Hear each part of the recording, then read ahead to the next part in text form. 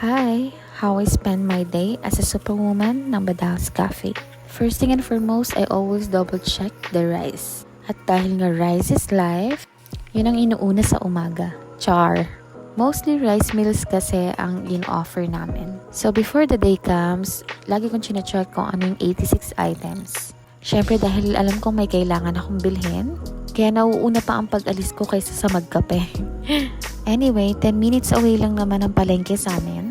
At lagi lang ako nag-aalat ng 1 hour para mamili. At sinigurado ko na nga kumpleto ang aking mga kailangan. At dahil nga tapos na nga ako mamili, tara uwi na tayo. Matumal na naman ang araw namin dahil nga umuulan-ulan na naman. Ganito ako lagi ka-excited magtrabaho.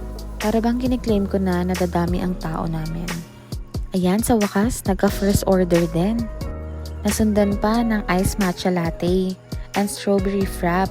Pinagmamalaki ko nga pala mga frap and iced latte namin. At na-receive ko na rin ang order ko sa Shopee na sira. Kaya eto, ang pamilya ko, todo suporta. Sige, kaya niyo yan. Tagda 3 minutes daw sila. O, diba? Tinayuan niya na. Ka-experience din daw ang anak ko. Sali din daw si Benso.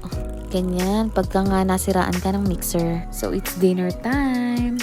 So dahil dumating na din ang mini donuts maker ng anak ko, panahon na para suportahan ko siya magnegosyo.